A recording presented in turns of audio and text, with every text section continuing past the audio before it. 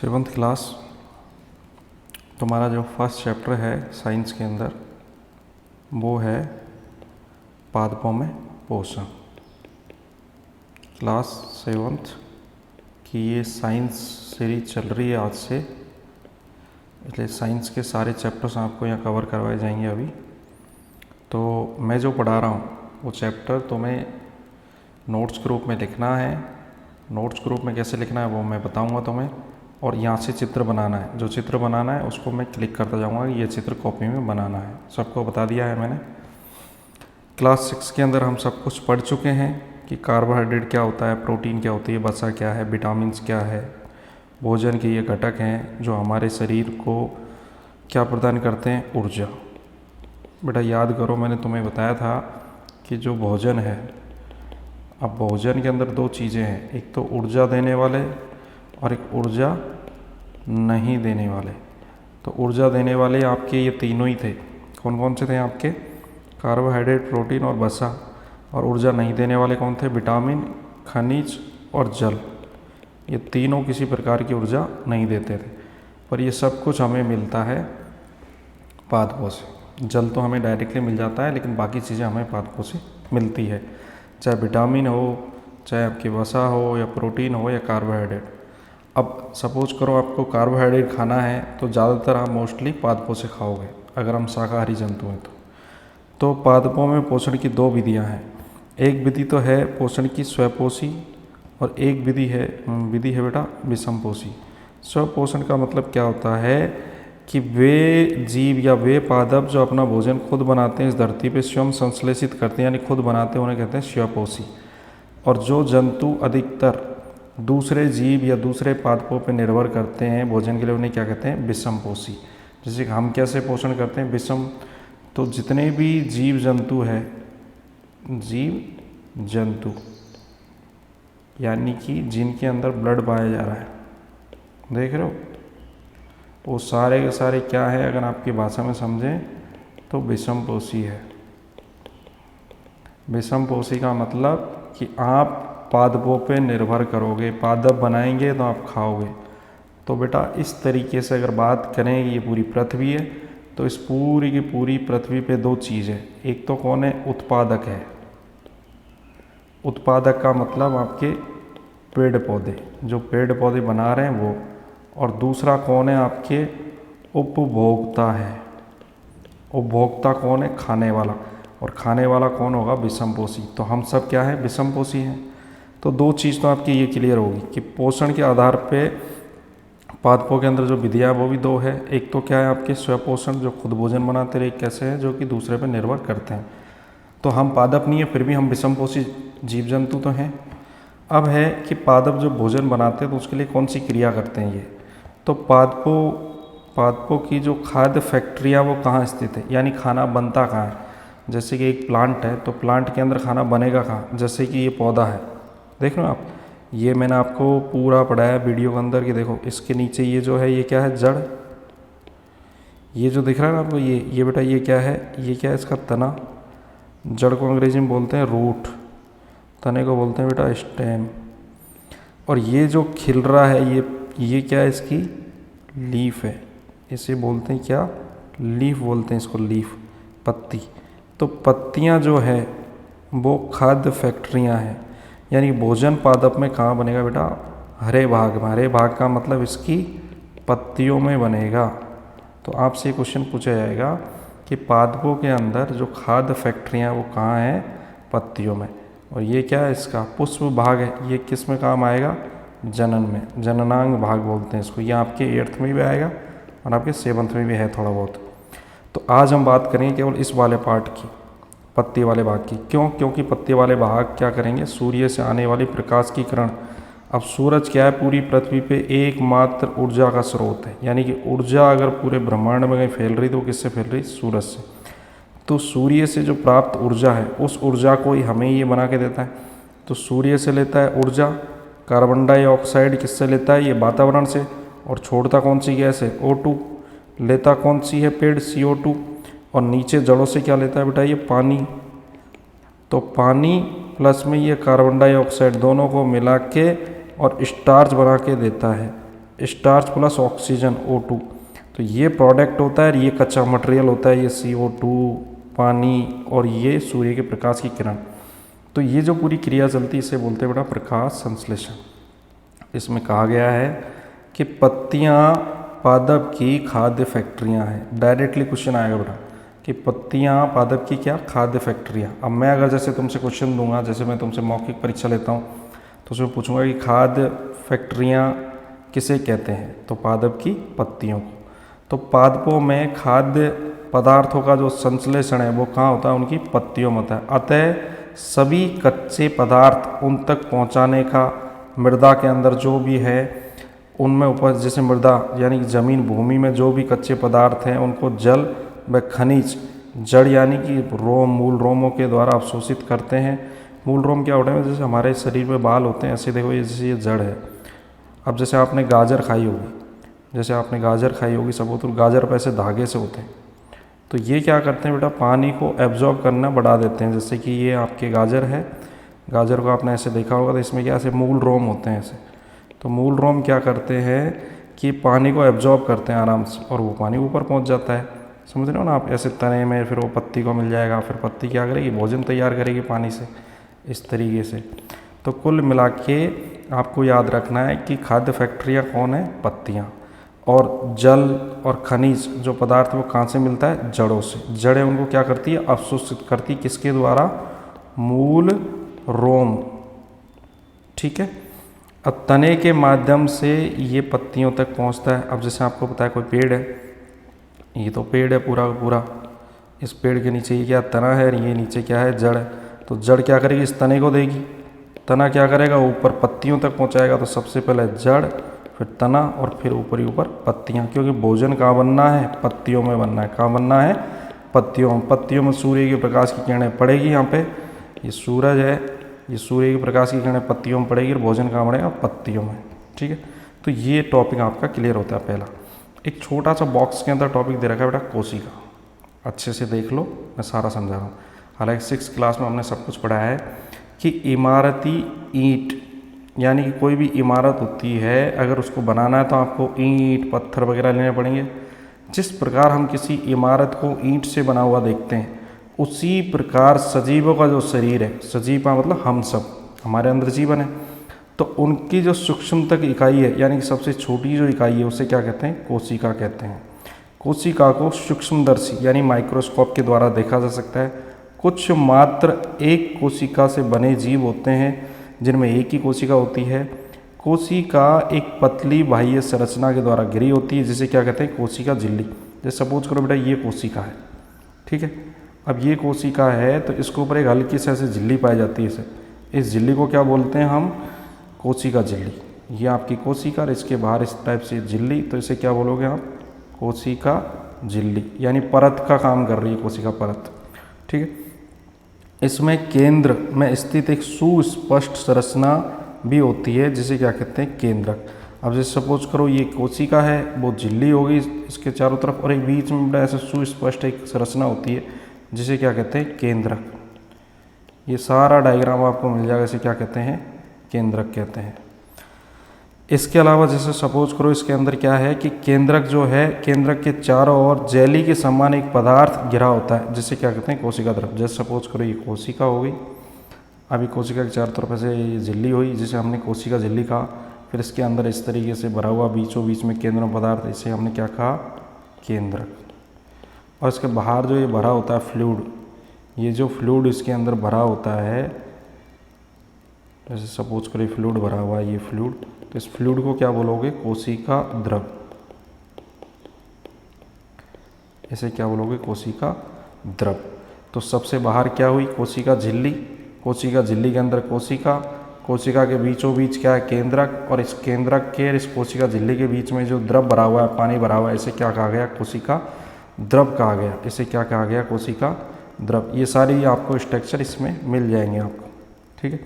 फिर आगे है, आपको दे रखा है आगे कि रंध्रों के द्वारा, रंध्र किसमें पाए जाएंगे बेटा, रंध्र पाए जाएंगे पत्तियों में। रंध्रों के द्वारा वायु में उपस्थित कार्बन डाइऑक्साइड गैस अंदर प्रवेश करती है।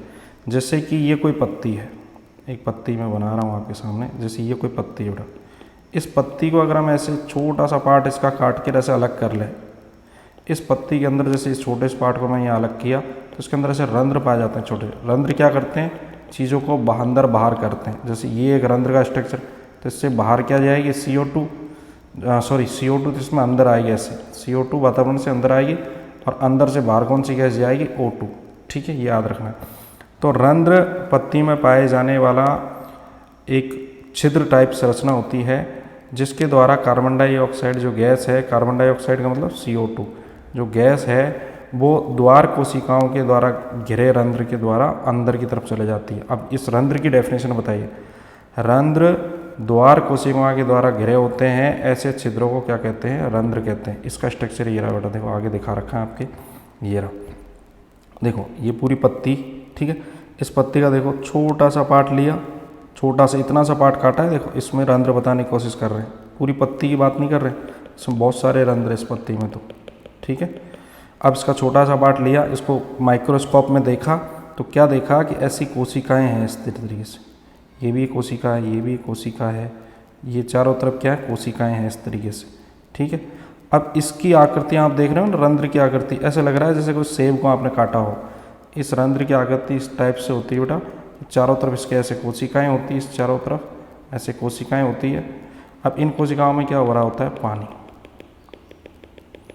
जैसे इस कोशिकाओं में पानी भरा होता है, जैसे सपोज करो ये रंध्र है, ठीक है, इस रंध्र के चारों तरफ ये कोशिकाएं हैं जिन्हें कहते हैं द्वार कोशिकाएं। ये बीच वाला रंध्र है, ये देखो ये बीच वाला क्या, रंध्र है। अब ये जो बाहर वाली जो कोशिकाएं हैं, ये द्वार कोशिकाएं, इनमें क्या हो रहा होता है, पानी भरा होता है।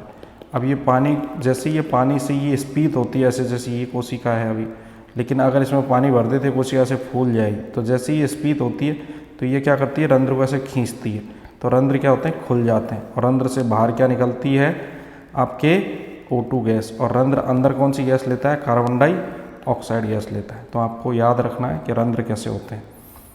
आगे बता रखा है आपको कि जल एवं खनिज वाहिकाओं के द्वारा पत्तियों तक पहुंचाए जाते हैं। अब देखो जल और खनिज को वाहिकाओं के द्वारा पत्तियों तक पहुंचाए जाते हैं। अब ये आपके आगे की बात है बेटा, पर बता रहा हूँ मैं आपको कि दो प्रकार के उत्तक पाए जाते हैं। एक तो होता है जाइलम, नाम से याद रखना, जाइलम।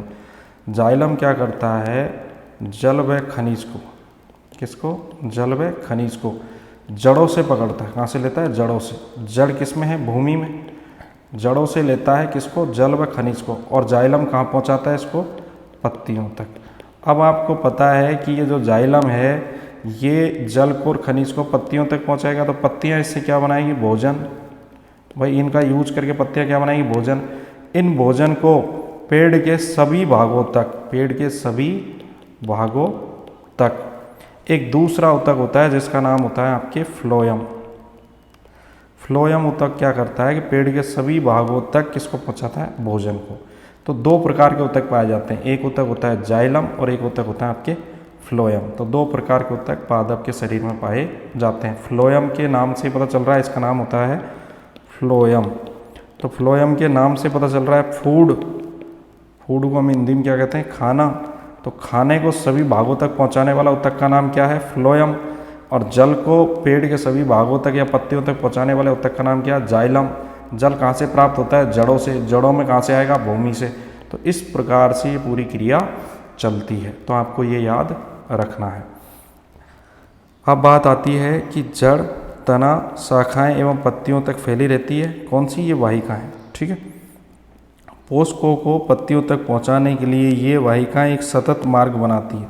जैसे कोई पाइप जोड़े होते हैं ना, जैसे एक के ऊपर एक, जैसे ये पाइप बना दिया, इसके फिर नीचे एक और पाइप बना दिया, इसके नीचे एक और पाइप बना दिया, इनके ऊपर एक और पाइप। तो ऐसे पाइप के रूप में ये जाइलम ऊतक ऐसे जुड़ा रहता है ज़मीन से ले। तो ऐसे पानी ऊपर चढ़ता चढ़ता चढ़ता चढ़ता कहाँ पहुँच जाता है, पत्ती के पास पहुँच जाता है, और पत्ती को पानी की आवश्यकता होती है। अब पत्तियों में एक हरा वर्णक पाया जाता है बेटा। कैसा वर्णक पाया जाता है, आपके ग्रीन कलर का हरा वर्णक पाया जाता है, जिसे हम क्या कहते हैं, क्लोरोफिल। अब ये वैसे डिटेल्स में आएगा आपके 9th क्लास की साइंस वाली बुक में, पर मैं हल्का फुल्का बता देता हूँ आपको कि ये ही वो पदार्थ है जो कि क्या करेगा, सूर्य से आने वाली किरणों को क्या करेगा, एब्जॉर्ब करेगा। तो इसे कहते हैं क्लोरोफिल। तो आपसे ये भी पूछा जा सकता है कि पत्तियों का हरा रंग किसके कारण होता है? क्लोरोफिल के कारण। इसे हिंदी में कहते हैं बेटा क्या? पर्णहरित। इसका हिंदी का नाम होता है पर्णहरित। तो क्लोरोफिल कहते हैं, क्लोरोफिल सूर्य के प्रकाश यानी कि सौर की ऊर्जा को संग्रहित करता है पत्तियों की सहायता से, पत्तियों की सहायता करता है उसको संग्रहित करने में। इस ऊर्जा का उपयोग जल व कार्बन डाइऑक्साइड से खाद्य संश्लेषण में होता है। अब आपको पता है कि देखो सूरज से क्या मिला, जैसे कि सूरज, अब सूरज से क्या मिला? सूर्य का प्रकाश, सूर्य का प्रकाश मिल गया, जिसे फिजिक्स में हम एच म्यू यानी फोटोन के नाम से जानते हैं। अब बाहर आपने देखा कि पत्तियों ने क्या किया, वायुमंडल से क्या ली? CO2 गैस, प्लस जड़ों से क्या ले लिया? वाटर। अब इन दोनों को मिलाने का काम ये करेगा, बोले जुड़ जाओ तुम आपस में, और इनको जोड़ के और क्या बनाएगा? C6H12O6 प्लस में और कौन सी चीज़ बनेगी? Oxygen gas. तो ये क्या है? ये बेटा ग्लूकोज है, जिसे हम कहते हैं कार्बोहाइड्रेट। तो ये बनाया किसने? पत्ती ने। किसकी सहायता से बनाया? पर्णहरित। पर्णहरित का मतलब आपके वही क्लोरोफिल, ठीक है। लेकिन ये किसकी उपस्थिति में बना? सूर्य के प्रकाश की उपस्थिति में, इसलिए प्रकाश संश्लेषण इसका नाम पड़ा है कि प्रकाश ने इस चीज़ों को संश्लेषित करवाया। संश्लेषण का मतलब होता है किसी चीज़ को बनाना, ठीक है। तो ये टॉपिक आपका क्लियर हो गया होगा, और कोई डाउट हो तो कमेंट में पूछना तुम लोग मेरे से, अक्सर ये समझ नहीं आया। आगे हैं आपके कि सभी जीवों के लिए सूर्य ऊर्जा का चरम स्रोत है, यानी कि कार्बन डाइऑक्साइड जल प्रकाश संश्लेषण के लिए आवश्यक है। अगर कार्बन डाइऑक्साइड नहीं होगी, जल नहीं होगा, प्रकाश नहीं होगा, तो प्रकाश संश्लेषण नहीं होगा। तो इस पृथ्वी पर एक अद्वितीय प्रक्रम यानी कि अलग ही जो प्रक्रम चल रहा है, पत्तियों के द्वारा सौर ऊर्जा को संग्रहित किया जाता है तथा सौर ऊर्जा का मतलब सूर्य से प्राप्त ऊर्जा को खाद्य ऊर्जा में बदला जाता है या रासायनिक ऊर्जा में बदला जाता है। तो सभी जीव, अब देखो पेड़ पौधे जो बनाते हैं वो पेड़ पौधे खुद भी खाते हैं और हम भी खाते हैं। तो सभी जीवों के लिए सूर्य किसका काम कर रहा है? ऊर्जा का चरम स्रोत है। चरम का मतलब कभी खत्म नहीं होने वाला, यही फाइनल स्रोत है। अब है आपके कि प्रकाश संश्लेषण न होने वाली स्थिति में पादपों का अस्तित्व ही नहीं होगा। देखो अगर कोई पादप प्रकाश संश्लेषण नहीं करेगा तो खुद भी नष्ट हो जाएगा। सभी जीवों का अस्तित्व प्रत्यक्ष अथवा परोक्ष यानी कि डायरेक्ट और इनडायरेक्ट रूप से पादपों के द्वारा निर्मित भोजन पर निर्भर करता है। अगर बेटा इस पृथ्वी पे जीना है तो पादप जो है वो आपको डायरेक्ट यानी कि प्रत्यक्ष, अगर आप शाकाहारी जीव हो तो आपको डायरेक्ट भोजन दे रहे हैं पादप। पर यदि आप मांसाहारी भी हो, यदि जैसे कुछ जीव जंतु मांस खाते हैं, तो मांस जो खाते हैं वो किसको खाते हैं? शाकाहारी जंतु। तो पादपों को अगर ये शाकाहारी नहीं खाते तो इन शाकाहारियों को मांसाहारी कैसे खाते? तो कहने का मतलब ये है कि इस धरती पे जितने भी मांसाहारी हो चाहे शाकाहारी हो, शाकाहारी तो देखो पादपों से डायरेक्ट खा रहा है, और ये पादपों को कैसे खा रहे हैं? मांसाहारी इनडायरेक्ट खा रहे हैं। जो मांसाहारी जो जीव होगा वो क्या करेगा? इस शाकाहारी को खाएगा। अगर ये पादपों को खाता तो हम कहते थे डायरेक्ट, पर ये तो इनडायरेक्ट खा रहा है, ठीक है। समझ रहे हो डायरेक्ट इनडायरेक्ट वाली बात को। इसके अलावा जो बात है आपके वो है आगे कि प्रकाश संश्लेषण के दौरान जो पत्तियों की जो क्लोरोफिल युक्त यानी पत्तियों के अंदर जो क्लोरोफिल युक्त कोशिकाएं जो पाई जाती है वो सूर्य के प्रकाश की उपस्थिति में कार्बन डाइऑक्साइड गैस व जल से क्या तैयार करती है बेटा? कार्बोहाइड्रेट का संश्लेषण करती है। इस प्रक्रम को क्या बोला जाता है? प्रकाश संश्लेषण। और इसको समीकरण से समझाया गया। देखो CO2 प्लस में वाटर, तो क्या तैयार किया? Carbohydrate C6H12O6। ये बार बार मैं सूत्र लिख रहा हूँ ना, ये CHO, ये कार्बन हाइड्रोजन ऑक्सीजन से मिलके जो पदार्थ बने उन्हें कहते हैं कार्बोहाइड्रेट। तो कार्बोहाइड्रेट और एक सेकेंडरी प्रोडक्ट क्या बनता है? O2, oxygen. तो ऑक्सीजन हमें किस क्रिया में चाहिए? श्वसन क्रिया में। तो ये जो रिएक्शन है ये रिएक्शन हमारे शरीर में चलती है, बस उल्टी चलती है। अब देखो इसको मैं समझा रहा हूँ, थोड़ा सा ध्यान देना। क्या होता है हमारे शरीर में बेटा? देखो आपने रोटी खाई, रोटी खाने का मतलब कार्बोहाइड्रेट खाया, और आपने श्वसन के रूप में कौन सी गैस ली, ऑक्सीजन। अब ये ऑक्सीजन क्या करेगी, इस कार्बोहाइड्रेट को तोड़ देगी। किस में तोड़ देगी, ये तोड़ देगी इसमें कार्बन डाइऑक्साइड और किसमें, जल में। जल आपके शरीर से मूत्र या पसीने या किसी भी माध्यम से बाहर निकल जाएगा, लेकिन कार्बन डाइऑक्साइड गैस आप श्वसन के रूप में क्या करोगे, बाहर छोड़ोगे। ये कार्बन डाइऑक्साइड गैस दोबारा किसके पास जाएगी, पेड़ पौधों के पास जाएगी। ये जल दोबारा पेड़ पौधों को मिल जाएगा, पेड़ पौधे जल को और इसको लेके दोबारा क्या बना देंगे, कार्बोहाइड्रेट। तो ये जो चक्र है लगातार चलता रहेगा इस तरीके से।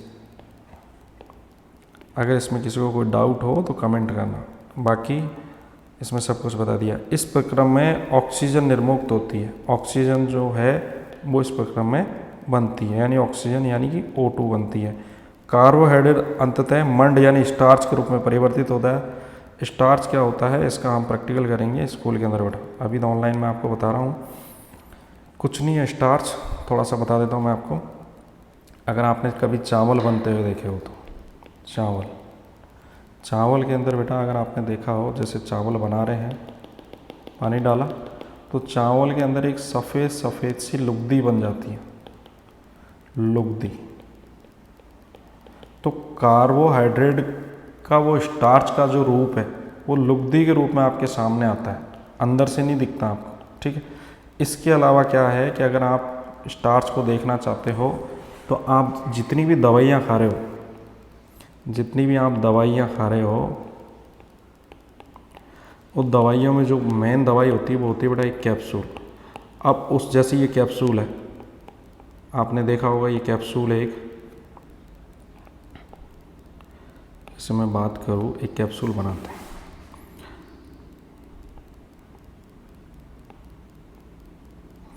जैसे देखो ये कैप्सूल है। अब ये कैप्सूल के ऊपर जो बेटा कवरिंग है, ये जो कैप्सूल के ऊपर जो कवरिंग है, यानी ये कैप्सूल आपके शरीर में जा रहा है। आप इस कैप्सूल को देख के ऐसे सोचते होंगे कि ये कैप्सूल तो किसका है, प्लास्टिक का है, जबकि ये प्लास्टिक का नहीं होता है। ये कैप्सूल किसका होता है, स्टार्च का। ये क्वेश्चन भी आता है कि कैप्सूल किसका बना होता है, स्टार्च का, क्योंकि स्टार्च जाके किस में बदलता है, हमारे शरीर में ग्लूकोज में बदलता है, और ग्लूकोज हमारे शरीर में क्या देता है, ऊर्जा, ठीक है। तो कैप्सूल के रूप में आप स्टार्च को खाते हो, बस आपको पता नहीं है, ठीक है। इसके बाद में बेटा कुछ डायग्राम्स दे रखे हैं जो आपको बाकायदा बनाने हैं कॉपी में। मैंने कहा ना डायग्राम्स बनाने हैं। देखो एक तो ये वाला डायग्राम बनाना है पत्ती वाला, एक ये रंध्र वाला डायग्राम बनाना है, एक ये भी बनाना है। थोड़े से अलग हैं पर बनाने हैं। देखो ये बीच बीच में दिख रहे हैं ना, ये क्या रंध्र है, ये क्या है, रंध्र है। ये सारे क्या है, रंध्र। और ये क्या है, आपके द्वार कोशिकाएँ हैं जो रंध्र के पास, जैसे ये रंध्र खुल रहा है, ये रंध्र खुल रहा है, जैसे ये वाला रंध्र है। ये बीच बीच में देखो ये पत्ती की काट है, यानी इस पत्ती को काट के जब हमने माइक्रोस्कोप में देखा तो हमें ऐसे रूप में दिखाई देगी। तो ये क्लोरोफिल है जो कि सूर्य से आने वाले प्रकाश की किरणों को क्या करेंगे, एब्जॉर्ब करेंगे। इधर नीचे से ये रंध्र क्या लेंगे, कार्बन डाइऑक्साइड गैस लेंगे, पत्ती को और क्या मिल जाएगा, जल मिल जाएगा। तो ये कौन सी क्रिया कंप्लीट कर देंगे, प्रकाश संश्लेषण, जिसे इंग्लिश में क्या कहते हैं बेटा, फोटोसिंथेसिस। फोटो का मतलब लाइट, और सिंथेसिस का मतलब क्या होता है कि लाइट के द्वारा कुछ सिंथेस किया। सिंथेस का मतलब बनाया। फोटो का मतलब क्या होता है, लाइट होता है। लाइट का मतलब प्रकाश, ठीक है। फिजिक्स की भाषा में इसको HV से दिखाते हैं, जिसको बोलते हैं फोटोन। फोटोन बोलते हैं बेटा इसको, HV म्यू कहते हैं इसको। आगे है आपके कि पत्तियों में स्टार्च की उपस्थिति प्रकाश संश्लेषण का प्रक्रम संपन्न होना दर्शाता है। स्टार्च भी एक प्रकार का क्या है, कार्बोहाइड्रेट है, ठीक है। अब ये देखो ये वाला चित्र आपको बनाना है बुक्स में कि ऊर्जा क्या है, कार्बन डाइऑक्साइड ली, ऑक्सीजन छोड़ी, और हमें क्या मिला, स्टार्च के रूप में कार्बोहाइड्रेट मिला भोजन के रूप में, ठीक है। तो ये वाला आपको चित्र बना के बताना है। अब इसमें आप क्रियाकलाप कर सकते हो घर पे, तो बाकी जो वीडियो वो नेक्स्ट में मैं आपको बताऊंगा कि भाई क्या करना है आपको। बाकी आपको याद रखना है कि अभी जो हमारा मेन टॉपिक है वो था क्या, आपके प्रकाश संश्लेषण। अब पूरी जो 7th क्लास है वो इसको पढ़ो। पढ़ने के बारे में पढ़ने के बाद आप इसके डायग्राम्स बनाओ कॉपी में अच्छे पेन से, और सारा का सारा बना के, और ये जो डेफिनेशंस मैंने समझाई है इनको मैं आपको नोट्स के रूप में प्रोवाइड करा दूंगा। और बाकी आप इस बुक्स को, वैसे तो यहाँ पे दिख ही रही है, पर इस बुक्स को ऐसे जैसे कोई वीडियो चल रहा है तो उसको ऐसे रोक लो, रोक के सारा उतारो, ठीक है। इसके अलावा इस बुक्स को आप कहाँ से डाउनलोड कर सकते हो, ई पाठशाला ऐप से। ई पाठशाला जो ऐप है वो आपको प्ले स्टोर में मिलेगा।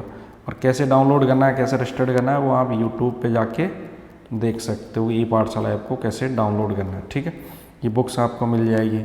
इस तरीके से आपको पढ़ना है। अब जो नेक्स्ट पार्ट बचा है इस चैप्टर का, उसको हम नेक्स्ट वीडियो में पढ़ेंगे। वो काफ़ी बड़ा चैप्टर है, अब एक दिन में ख़त्म नहीं कर सकते, इसके दो वीडियो और बनने चाहिए इसके, ठीक है। तो आज के लिए इतना ही, बाकी नेक्स्ट क्लास में पढ़ेंगे हम। पर आज लिख के और मुझे ज़रूर भेजना है।